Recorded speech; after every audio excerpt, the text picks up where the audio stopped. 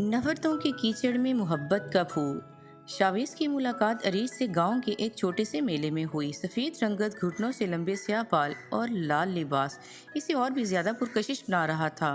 वो जैसे जैसे चूड़ियों के स्टॉल पर जाती, शावेज इसका पीछा करता गया। अरीज ने चूड़ियां पहनी और फिर अपनी दोस्त से पूछा कि मैं कैसी लग रही हूँ। पीछे से शावेज ने कहा, बेहद खूबसूरत, किसी परी से भी ज्यादा।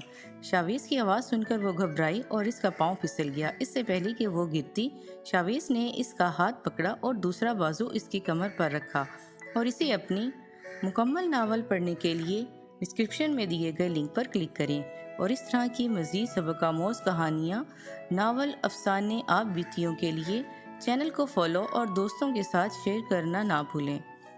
इस तरह की मज़ीद अच्छी वीडियोस देखने के लिए घंटी के बटन को हल्का सा दबा दें। नफरतों के कीचड़ में मोहब्बत का फूल।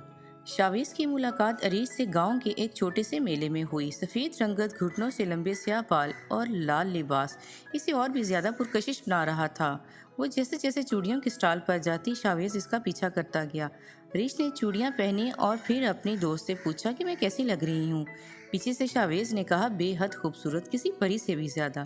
शावेज की आवाज़ सुनकर वो घबराई और इसका पाँव फिसल गया। इससे पहले कि वो गिरती, शावेज ने इसका हाथ पकड़ा और दूसरा बाजू इसकी कमर पर रखा और इसे अपनी मुकम्मल नावल पढ़ने के लिए डिस्क्रिप्शन में दिए गए लिंक पर क्लिक करें और इस तरह की मज़ीद सबकामोज़ कहानियाँ, नावल, अफसाने, आप बीतियों के लिए चैनल को फॉलो और दोस्तों के साथ शेयर करना ना भूलें।